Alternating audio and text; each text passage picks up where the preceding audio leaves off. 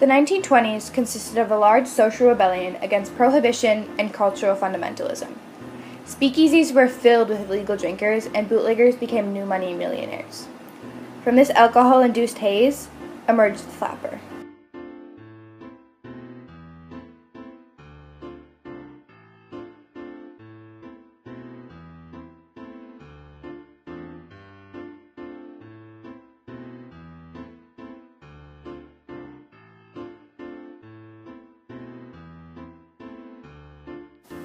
Labeled as the first American flapper, Zelda Fitzgerald embodied the factors that now define the 1920s. Born Zelda Sayer in 1900 in Montgomery, Alabama, she was always an anomaly within the post-Reconstruction South. Beginning at a young age, she drank, smoked, and had an appetite for attention. Whether it was dancing the Charleston or wearing a skin-covered bathing suit to spur rumors that she swam in the nude, Zelda was always finding ways to flaunt convention. Zelda first met F. Scott Fitzgerald in 1918 and married him in 1920 at St. Patrick's Cathedral in New York after the publication of his first novel, This Side of Paradise. The Fitzgerald's life was comprised of a series of parties, one more exotic than the next. Together they were considered icons of the Jazz Age. The press encouraged and highlighted their reckless adventures that included them riding atop a taxi along New York streets and Zelda swimming in a Union Square fountain after a night of consuming absinthe. Ultimately, it is Zelda who stands out as a defining cultural icon, with her modern fashion and unpredictability. She quickly became a major inspiration for the new generation of flappers intent on emulating her. Their sole focus, to enjoy themselves, was captured throughout Scott's writing, and his characters were modeled after Zelda. Zelda's own writing, such as Save Me the Waltz and Eulogy on the Flapper, serve as insight into her marriage with Scott and the oppression she experienced within her own writing career as a woman and as his wife. At age 27, Zelda became obsessed with ballet and painting. Her behaviors became increasingly erratic until 1930, when Zelda was diagnosed with schizophrenia. She was admitted to a sanitarium in France, where she, Scott, and their daughter Scotty were living among many other lost generation intellectuals.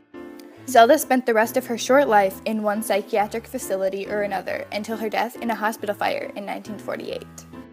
Zelda Fitzgerald developed and cultivated the image of the flapper, that image that became a defining factor of the 1920s.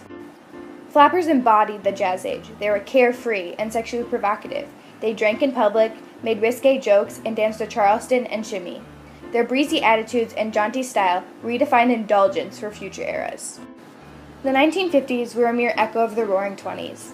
The social evolution and post-war frenzy to create a unique American culture that now included poodle skirts and rock and roll captured only a fraction of the rebellion against conservative conformity that was seen during the 1920s. Long after her death, Zelda remained an important figure. The publication of Zelda, a Biography by Nancy Milford in 1970 awakened new interest in Zelda. During the heart of the feminist movement in the 1970s, Zelda's unappreciated potential was held up as evidence of the injustice of a patriarchal society, where her marriage overshadowed her own writing and painting careers. Understanding an era in history requires analyzing all aspects of it, not only the political, prohibition and the Scopes trial, and the economic, consumerism, but the social development of a unique national culture, the Harlem Renaissance and the flapper.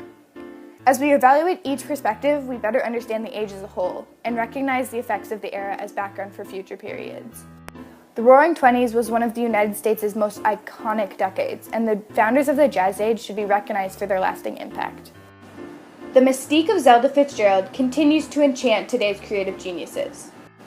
Her namesake inspired the lead character in the video game The Legends of Zelda, the creator crediting it to Zelda's beauty and fame. Also, her mystique haunts and influences music and literature, such as the 1972 song Witchy Woman by the Eagles. Raven hair, ruby lips, sparks fly from her fingertips, echoed voices in the night. She's a restless spirit on an endless flight. Ooh, witchy woman, see how high she flies. Lead singer Don Henley says that the song was based off the seductive flapper behind F. Scott Fitzgerald's writing. Also, the new Amazon video series, The Beginning of Everything, follows the extravagant life of Zelda and Scott and continues to enchant audiences. Although Zelda's impact upon American culture is often overlooked, she's a shining example of the Roaring Twenties, the freedom of the age, and the beginning of the end for the cult of domesticity. Zelda was the first American flapper, and her impact deserves to be remembered. Zelda Fitzgerald was a societal and cultural icon during the 1920s and serves as a baseline for future eras.